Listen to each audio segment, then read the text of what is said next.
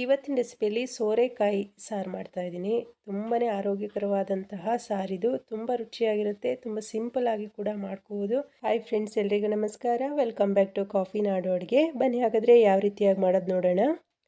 ನೋಡಿ, ಸೋರೆಕಾಯಿ ತೊಗೊಂಡಿದ್ದೀನಿ. ಇದನ್ನು ತೊಳೆದು ಇದರ ಒಳಗಡೆ ಇರುವಂತಹ ತಿರುಳನ್ನು ತೆಗೆದು ಒಂದು ಸಣ್ಣ ಸೈಜು ಈ ಸೈಜ್ನಲ್ಲಿ ಹೆಚ್ಚಿ ಸಪ್ರೇಟಾಗಿ ಎತ್ತಿಟ್ಕೊಂಡಿದ್ದೀನಿ. ಒಂದು ಬಾಣಲೆಗೆ ಸ್ವಲ್ಪ ಎಣ್ಣೆ ಹಾಕ್ಕೊಳ್ತಾ ಇದ್ದೀನಿ. ಎಣ್ಣೆ ಬಿಸಿ ಆದಮೇಲೆ ಒಂದು ಮೀಡಿಯಮ್ ಸೈಜ್ ಈರುಳ್ಳಿಯನ್ನು ಉದ್ದುದ್ದಾಗಿ ಕಟ್ ಮಾಡಿ ಹಾಕ್ಕೊಳ್ತಾ ಇದ್ದೀನಿ. 7ರಿಂದ 8 ಬೆಳ್ಳುಳ್ಳಿ ಎಸ್ಳುಗಳನ್ನು ಸಿಪ್ಪೆ ತೆಗೆದು ಅದನ್ನು ಕೂಡ ಸೇರಿಸ್ಕೊಂಡು ಫ್ರೈ ಮಾಡ್ಕೊಳ್ತಾ ಇದ್ದೀನಿ. ನೋಡಿ, ಇದು ಸ್ವಲ್ಪ ಬಾಡಿದ ಮೇಲೆ ಈರುಳ್ಳಿ ಹಾಗೆ ಬೆಳ್ಳುಳ್ಳಿ ಇದರ ಜೊತೆಗೆ 1 ಇಂಚಿನಷ್ಟು ಚಕ್ಕೆ ಸೇರಿಸ್ಕೊಳ್ತಾ ಇದ್ದೀನಿ. ಹಾಗೆ ಇದರ ಜೊತೆಗೆ 2ರಿಂದ 3 ಲವಂಗನೂ ಕೂಡ ಸೇರಿಸ್ಕೊಳ್ತಾ ಇದ್ದೀನಿ. ಈ ಎಲ್ಲದನ್ನು ಕೂಡ ಸಣ್ಣ ಉರಿಯಲ್ಲಿ ಹುರ್ಕೋಬೇಕು. ನೋಡಿ, ಸ್ವಲ್ಪ ಕಲರ್ ಚೇಂಜ್ ಆಗಿದೆ ಈರುಳ್ಳಿದು. ಈಗ ಒಂದು ಅರ್ಧ ಹೋಳಿನಷ್ಟು ತೆಂಗಿನಕಾಯಿ ತುರಿಯನ್ನು ಹಾಕ್ಕೊಂಡು ಅದನ್ನು ಕೂಡ ಸ್ವಲ್ಪ ಘಮ ಬರೋವರೆಗೂ, ತೆಂಗಿನಕಾಯ್ದು ಒಂದು ಘಮ ಬರುತ್ತೆ, ಹಾಗೆ ಸಣ್ಣ ಉರಿಯಲ್ಲಿ ಅದನ್ನು ಕೂಡ 1 ನಿಮಿಷ ಹುರ್ಕೊಂಡಿದ್ದೀನಿ. ನೋಡಿ, ತೆಂಗಿನಕಾಯಿ ಈರುಳ್ಳಿ ಎಲ್ಲ ತಣ್ಣಗಾದಮೇಲೆ ಇದನ್ನು ಮಿಕ್ಸರ್ ಜಾರ್ಗೆ ಸೇರಿಸ್ಕೊಳ್ತಾ ಇದ್ದೀನಿ. ಸಾರಿಗೆ ಮಸಾಲೆ ರೆಡಿ ಮಾಡ್ಕೊಳ್ಳುವಾಗ ನೀವು ತೆಂಗಿನಕಾಯಿನ ಹುರ್ಕೊಂಡ್ರೆ ಸಾರಿನ ಟೇಸ್ಟ್ ಒಂದು ರೀತಿಯಾಗಿರುತ್ತೆ, ಹಾಗೆ ಹುರ್ಕೊಳ್ದೆ ಹಾಕಿದರೆ ಅದು ಕೂಡ ಒಂದು ರೀತಿಯಾಗಿರುತ್ತೆ. ಆದರೆ ಹುರ್ಕೊಂಡು ಹಾಕಿರುವಂತಹ ಸಾಂಬಾರ್ ಟೇಸ್ಟು ತುಂಬಾ ಚೆನ್ನಾಗಿರುತ್ತೆ. ಒಂದು ಸಾರಿ ಟ್ರೈ ಮಾಡಿ ನೋಡಿ.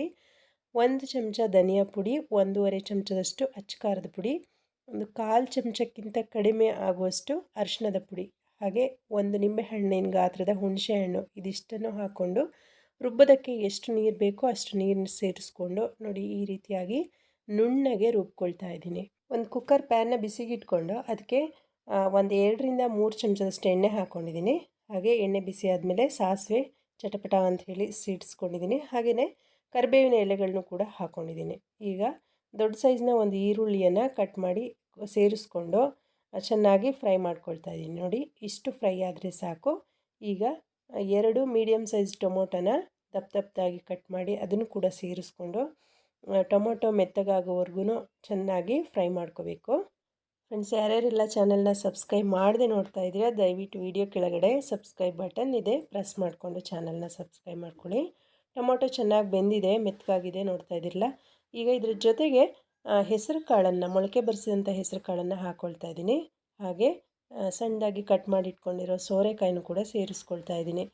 ಸೋರೆಕಾಯಿ ಮಾತ್ರ ಸಾರು ಮಾಡೋದಕ್ಕಿಂತ ಸೋರೆಕಾಯಿ ಜೊತೆಗೆ ಬೇಳೆ ಅಥವಾ ಈ ರೀತಿ ಮೊಳಕೆ ಬರೆಸಿದಂತಹ ಕಾಳು ಸೇರಿಸಿ ಮಾಡಿದ್ರೆ ಸಾರು ತುಂಬಾ ರುಚಿಯಾಗಿರುತ್ತೆ.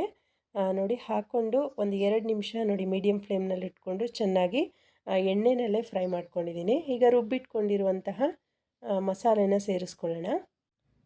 ಹಾಗೆ ಮಿಕ್ಸರ್ ಜಾರನ್ನ ತೊಳೆದಂತಹ ನೀರನ್ನು ಕೂಡ ಸ್ವಲ್ಪ ಸೇರಿಸ್ಕೊಳ್ತಾ ಇದ್ದೀನಿ. ನೋಡಿ, ಬೇಯೋದಕ್ಕೆ ಎಷ್ಟು ಬೇಕೋ ಅಷ್ಟು ನೀರು ಸೇರಿಸ್ಕೋಬೇಕು. ಇದರ ಜೊತೆಗೆ ಉಪ್ಪು ಹಾಕ್ಕೊಳ್ತಾ ಇದ್ದೀನಿ. ಈಗ ಚೆನ್ನಾಗಿ ಒಂದು ಸಾರಿ ಮಿಕ್ಸ್ ಮಾಡ್ಕೊಂಬಿಡೋಣ. ಇದೇ ಮಸಾಲೆ ಹಾಕಿ ನೀವು ಗೊಜ್ಜು ರೀತಿಯೂ ಬೇಕಾದರೂ ಮಾಡ್ಬೋದು, ಅಥವಾ ಸಾರನ್ನು ಬೇಕಾದರೂ ಮಾಡ್ಕೋಬೋದು. ನೀವು ಚಪಾತಿ ರೊಟ್ಟಿಗೆಲ್ಲ ಮಾಡ್ಕೊಳ್ಳೋದಾದರೆ ಸ್ವಲ್ಪ ನೀರನ್ನ ಕಡಿಮೆ ಹಾಕಿ ಗೊಜ್ಜು ರೀತಿ ಮಾಡ್ಕೋಬೋದು. ಕುಕ್ಕರ್ ಮುಚ್ಚಳ ಮುಚ್ಚಿ 1 ವಿಷಲ್ ಕೂಗಿಸ್ಕೊಂಡಿದ್ದೀನಿ. ನೋಡಿ, ನಾನು ರೈಸಿಗೆ ಮಾಡ್ಕೊಳ್ತಾ ಇರೋದ್ರಿಂದ ಈ ರೀತಿ ತೆಳುವಾಗಿ ಮಾಡ್ಕೊಂಡಿದ್ದೀನಿ. ಸೋರೆಕಾಯಿ ಮೊಳಕೆ ಹೆಸರು ಕಾಳು ಜೊತೆಗೆ ಈ ರೀತಿ ಮಸಾಲೆ ರುಬ್ಬಿ ಹಾಕಿ ಮಾಡಿದ ಸಾರು ತುಂಬಾ ರುಚಿಯಾಗಿರುತ್ತೆ. ಮತ್ತೊಂದು ಹೊಸ ವಿಡಿಯೋದೊಂದಿಗೆ ಸಿಗೋಣ. ವಿಡಿಯೋ ನೋಡಿದ್ದಕ್ಕಾಗಿ ಧನ್ಯವಾದಗಳು.